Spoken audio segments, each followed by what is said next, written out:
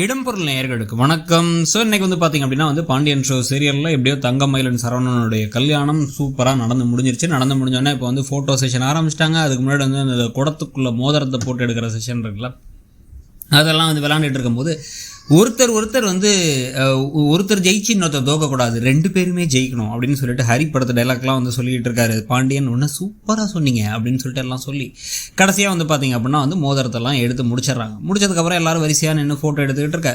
இப்போவும் ஒரு தடவை அப்பாவும் அம்மாவும் சேர்ந்து ஃபோட்டோ எடுக்கட்டும் அப்படின்னு சொல்லிட்டு எல்லாரும் ஆசைப்பட்ட உடனே அதை பழனிவேல் இங்கே சொல்கிறார், சேர்த்து எடுத்துக்கங்க ஃபோட்டோ அட போடா அப்படின்னு வெக்கப்பட்டு இருக்கார் பாண்டியன்.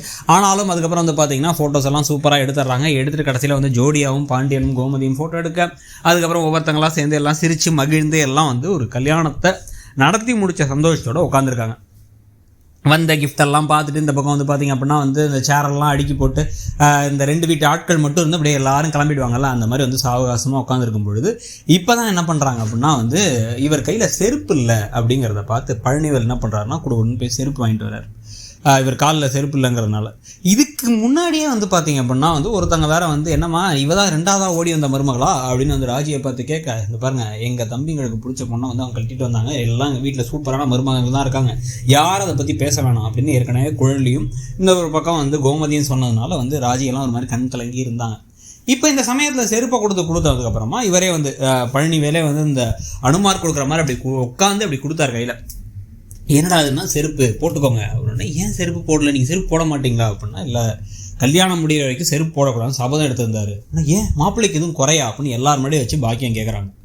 அப்படியே நமக்கே கோபங்கள் வரும்பொழுது ராஜி அதெல்லாம் மாமாவுக்கு எந்த குறையும் இல்லை, எங்கள் வீட்டுக்காரங்க எங்கள் கல்யாணம் அப்படி நடந்தது பிடிக்காம அவங்களுக்கு விருப்பம் இல்லாமல் நடந்ததுனால அவங்க என்ன பண்ணுறாங்க அப்படின்னா வேணும்னே ஏதாச்சும் குடைச்சல் கொடுத்துட்டே இருந்தாங்க கல்யாணத்துக்கு, அதனால சபதம் போட்டு அவங்க முன்னாடி கல்யாணத்தை நடத்திக்காம போனார் மாமா அப்படின்ன உடனே பாத்தியா இதான் எங்கள் வீட்டுக்கு இது வரைக்கும் ரெண்டு மருமகளுமே ரொம்ப நல்ல மருமகளுங்க, எங்கள் வீட்டை விட்டு கொடுக்க மாட்டாங்க, அந்த மாதிரி தான் நீயும் இருக்கணும்னு தங்கமயில்கிட்ட சொல்கிறாங்க. அதுக்கே இந்த பாக்கியத்துடைய முகமே மாறிடுது.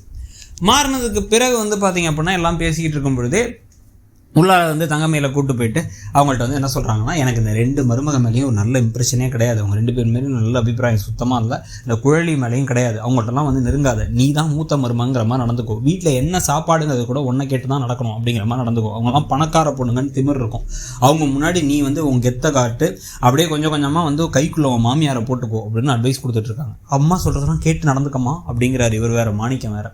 அதுக்கப்புறம் இந்த நகையை பற்றி கண்டுபிடிச்சிட மாட்டாங்களான்னா, நகையை பற்றிலாம் கண்டுபிடிக்க மாட்டாங்க, அதை இது வரைக்கும் கண்டுபிடிக்கல, அதே மாதிரி தான் அப்பயும் இருக்கணும். நாளைக்கு விருந்துக்கு உங்களை எங்கள் வீட்டுக்கு கூப்பிட்றோம், அப்போ நீங்கள் நகையோடய வாங்க, வந்தபோது மாப்பிள்ளைகிட்ட ஏதாவது சொல்லி சமாளிச்சிரு, நகையெல்லாம் வாங்கி நான் லாக்கரில் வச்சிடறேன், யாரும் அதை பார்க்க வேணாம், அதை கையில் எடுத்து பார்த்தா தானே பிரச்சனை, நம்ம பார்த்துக்கலாம், அந்த குழலி கண்ணெலாம் முக்கியமாக காட்டாமல் கொண்டுரு அப்படிங்கிறத சொல்கிறாங்க. சொன்னதுக்கப்புறமா பார்த்தீங்க அப்படின்னா எல்லாம் கிளம்பி போகும்பொழுது இப்போ ஒரே அழுக, அநியாயத்துக்கு தங்கமயில் அப்படியே தேம்பி அழுக. என்ன இருந்தாலும் ஒருத்தங்க வீட்டில் இன்னொருத்தவங்க வீட்டுக்கு வரதுனா கொஞ்சம் கஷ்டமாக தானே இருக்கும் அப்படின்னு செந்திலும் கதிரும் பேசிகிட்டு இருக்கும்போது, ஏன்டா உங்களா நாங்கள் எங்கள் நிலமையெல்லாம் யோசிங்க, அவங்களாச்சும் அவங்க அம்மா வீட்டுக்கு நினச்சா போகலாம், நாங்கள் அது கூட போக முடியாது அப்படின்னு புலம்பிக்கிட்டு இருக்காங்க. புலம்பிக்கிட்டு இருக்கும் பொழுதே அவங்க இன்னும் ரொம்ப தேம்பி தங்கமயில் அழுதுட்டு இருக்காங்க. அவங்க தங்கச்சியை பிடிச்சி அழறாங்க, அவங்க அப்பாவை பிடிச்சி அழறாங்க, அவங்க அம்மாவை பிடிச்சி அழறாங்க. அப்போ தான் ஒன்று தோணுது, பொண்ணு வீட்டுக்கு வரும்போது வீடு மூடி இருக்கக்கூடாது, நான் வீட்டை யாராவது திறக்கணும் அப்படின்னு உடனே ராஜியும் மீனாவும் நாங்கள் போய் திறக்கிறோம்னு கிளம்புறாங்க. உடனே கதிர் நீயும் கூட போடாருன்னா கதிர் கார் ஓட்டுறதுக்கு உட்கார்றாரு. உட்கார்ந்த உடனே நீ போய் முன்னாடி உட்காரு அப்படின்ட்டு நான் வரேன் டிரைவரா அப்படின்னு மீனா ராஜியை முன்னாடி உட்கார வைக்கிறாங்க. அவங்க கதவை தட்டி கதவை திறக்க சொல்லி உட்காந்ததுக்கப்புறமா இவரே சீட் பெல்ட் மாட்டுறதுக்கு ஹெல்ப் பண்ணுறாரு. எல்லா கதையிலும் அந்த விஷயம் வச்சுருக்காங்க. சீட் பெல்ட் மாட்ட ஹெல்ப் பண்ணுறதுங்கிறது பாரதி கண்ணம்மா காலத்துலேருந்து இருக்குது. ஸோ அப்படி உட்காந்ததுக்கப்புறமா அவங்க கண்ணையும் பார்த்துக்கிறாங்க. பின்னாடி மீனா சிரிச்சிட்டு இருக்காதோட இன்னைக்கு எபிசோடு முடியுது. ஸோ இன்னைக்கு எபிசோடை பற்றி நீங்கள் என்ன நினைக்கிறீங்கிறத சொல்லுங்கள். தேங்க்ஸ். இடம்பொருள் நேயர்களுக்கு வணக்கம்.